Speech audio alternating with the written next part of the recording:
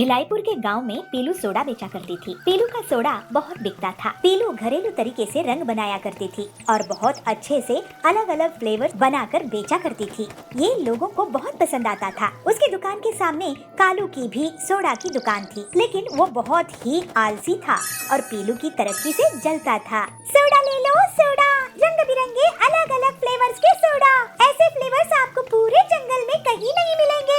Soda ले लो soda, हाजमा ठीक करने वाला सोडा।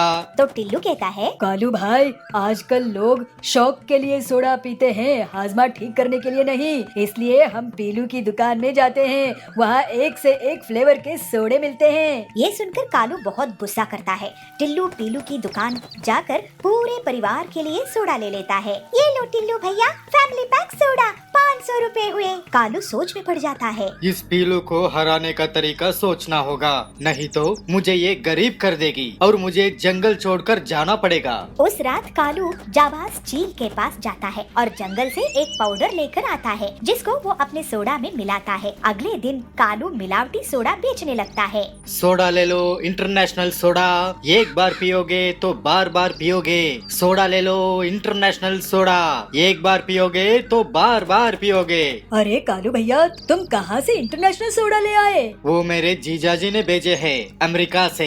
एक बार पी के तो देखो ठिल्लू भाई, बार बार पियोगे। ठीक है, एक दो, नहीं अच्छा लगा तो पैसे नहीं दूंगा। कालू टिल्लू को सोडा देता है और टिल्लू एक के बाद एक 5 सोडा पी जाता है। अरे वाह कालू भाई, क्या सोडा है! इसके सामने तो पीलू का सोडा एकदम बकवास है। मैं अपने दोस्तों को भी यहाँ लाता हूँ। और जल्दी ही पीलू की दुकान खाली हो जाती है। कोई भी ग्राहक उसके पास नहीं जाता है और सिर्फ कालू के पास ही सब सोडा पीते हैं। पीलू, तुम जंगल छोड़कर अफ्रीका चली जाओ, वही तुम्हारे लिए सही रहेगा। मैं तो बर्बाद ही हो गई हूँ। ये अचानक से कालू का कौन सा जीजाजी पैदा हो गया अमेरिका में। उस रात पीलू अपनी दुकान बंद करके जा रही थी। वो बहुत उदास थी और जंगल छोड़ने के बारे में सोच रही थी। तभी उसे कालू दूर जंगल में उड़ता हुआ दिखता है। अरे कालू, इतनी रात में गहरे जंगल में कहाँ जा रहा है? इसका पीछा करती हूँ। और पीलू जाबाज के साथ उसके सौदे को होता हुआ देख लेती है। पीलू अपने मोबाइल में सब रिकॉर्ड कर लेती है और फिर कालू को वो पाउडर घर में सोडा में मिलाते हुए भी रिकॉर्ड कर लेती है। पीलू तुरंत ही हरिया इंस्पेक्टर के पास जाती है। इंस्पेक्टर साहब, ये देखिए, कालू सोडा में नशा मिला रहा है। हरिया वो वीडियो देखता है और बहुत गुस्सा करता है। मैं इसकी हड्डियाँ तोड़ दूंगा। फिर हरिया सभी चिड़ियों को लेकर कालू के घर जाता है। कालू, तुम मुझे नशा वाला सोडा बेच रहे थे, अब हम सब तुम्हारा नशा उतारेंगे। ऐसे टिल्लू कहता है। कालू की बहुत पिटाई होती है और फिर उसे जेल हो जाता है। इस तरह से पीलू अपनी ईमानदारी के कारण जंगल में अकेली सोडा बेचने वाली रह जाती है और अपना जीवन हंसी खुशी बिताने लगती है। महापुर के जंगल में MBA का कॉलेज था। उसमें बहुत से बच्चे पढ़ाई करते थे। बबलू कबूतर भी इसी में पढ़ता था, लेकिन बबलू का मन MBA में नहीं लगता था, जिसकी वजह से उसके अच्छे मार्क्स नहीं आते थे और उसके पिताजी हमेशा चिंता में रहते थे। बबलू को कैंटीन बहुत पसंद थी। एक दिन बबलू कैंटीन में खाना खा रहा था। उस कैंटीन का मालिक कालू उसके पास आता है। बबलू, तुमने पिछले 6 महीनों से कैंटीन का बिल नहीं दिया हो। अब से तुम्हें उधार देना बंद। अगर पैसे नहीं दिए तो कैंटीन में काम करके हर्जाना भरो। कालू काका, मेरे पापा जो भी पैसे भेजते हैं वो पूरे खर्च हो जाते हैं। आपका उधार चुकाने के लिए मुझे यहाँ काम करना पड़ेगा।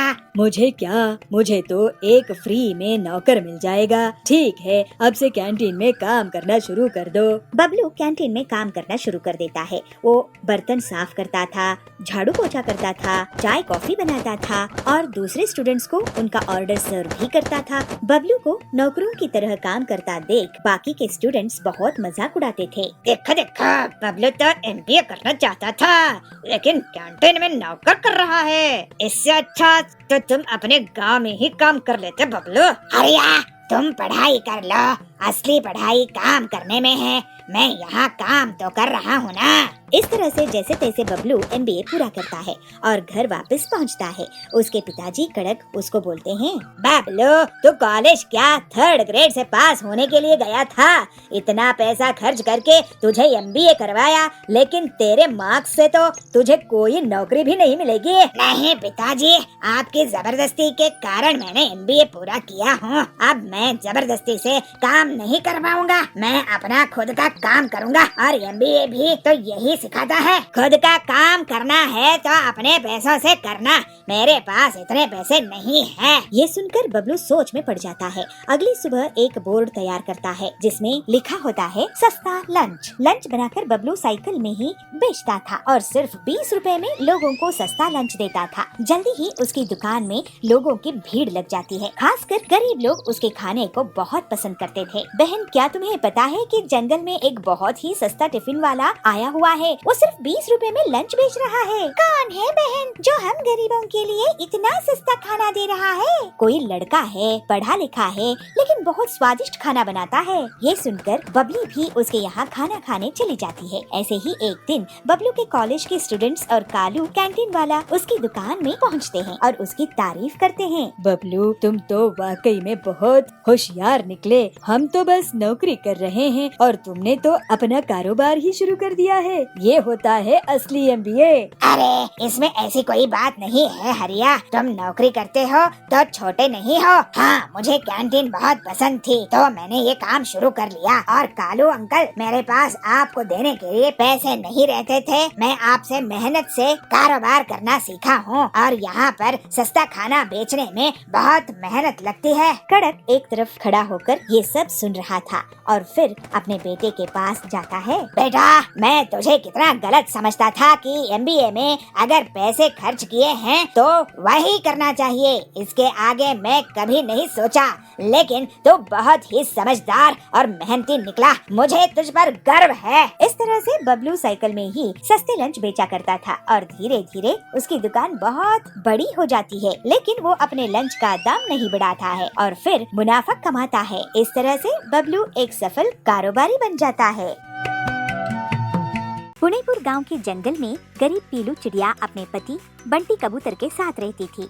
वो अपना एक छोटा सा नाश्ते का ठेला लगाती थी। वो बहुत गरीब थी और बंटी मोटर कार रिपेयरिंग का काम करता था। पीलू और बंटी गणेश जी के बहुत बड़े भक्त थे। गरीब होने के बावजूद पीलू हमेशा गणेश जी को शुद्ध घी के लाडू और ताजे फल भोग लगाती थी। एक दिन बंटी का एक्सीडेंट हो जाता है, उसके हाथ टूट जाते हैं। देखो पीलू, इतनी गरीबी में और ये मुसीबत आ गई है। आप दुखी मत होइए जी, गणेश जी सब ठीक कर देंगे। ऐसा कहकर पीलू पैसे कमाने के लिए बबलू की जगह मोटर गाड़ी रिपेयरिंग शुरू कर देती है। लेकिन उससे वो अपने काम से आकर गणेश जी को भोग लगाया करती थी और उनकी पूजा करती थी। उसके बाद नाश्ता बेचा करती थी। एक दिन पीलू जब मोटर गाड़ी का काम करने के लिए गई तो उसके मालिक ने उसे काम से निकाल दिया। पीलू, अब से मुझे तुम्हारे काम की जरूरत नहीं है, मैं ऑटोमेटिक मशीन खरीद लाया हूँ, अब तुम जा सकती हो।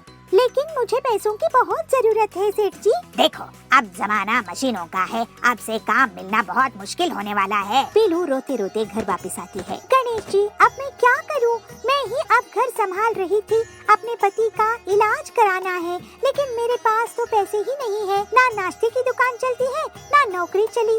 पता नहीं हमारा क्या होगा। आप विघ्नहर्ता है, थोड़ी कृपा कीजिए। पीलू मन से गणेश जी को याद करती है तो उसके सामने स्वयं गणेश जी प्रकट हो जाते हैं। बेटी, दुखी मत हो, तुझे तो मुझ पर विश्वास है ना, तो दुखी क्यों हो रही है?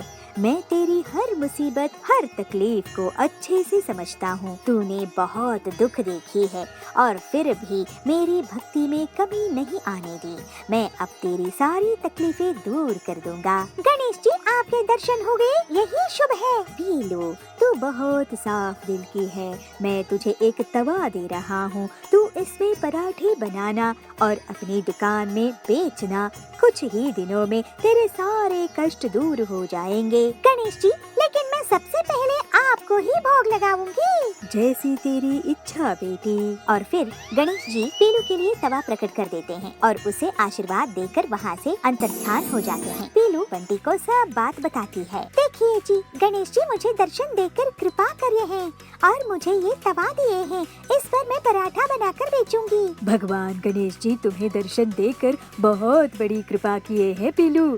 उनके आशीर्वाद से सब संभव है। गणेश जी की जय हो। पीलू हर दिन सबसे पहले पराठा गणेश जी को भोग लगाती थी। पीलू के पराठे जल्दी ही पूरे जंगल में प्रसिद्ध हो जाते हैं। तो बबली दुकान में आती है। वाह पीलू वाह, तुम्हारे हाथ के पराठे तो बहुत ही टेस्टी है। मैं तो अब इन्हें हर दिन लेकर जाया करूँगी। बबली जी आपकी तारीफ के लिए शुक्रिया। ये सब तो गणेश जी की कृपा से हुई है। मैं आपको हर दिन गर्मा गर्म पराठे बना कर दूंगी। तो सुंदरी आती है। इतने सस्ते और स्वादिष्ट वैरायटी के पराठे, वो भी इतनी हाई क्वालिटी के। ये क्वालिटी और टेस्ट तो बड़े बड़े रेस्टोरेंट में भी नहीं दे सकते हैं। अब बंटी भी ठीक हो जाता है और पीलू की मदद करता था। पीलू और बंटी गरीबों को मुफ्त में पराठा देते थे और गणेश जी की सेवा करते थे। इस तरह से अब उनकी गरीबी दूर हो जाती है और वो दोनों हंसी खुशी रहने लगते हैं।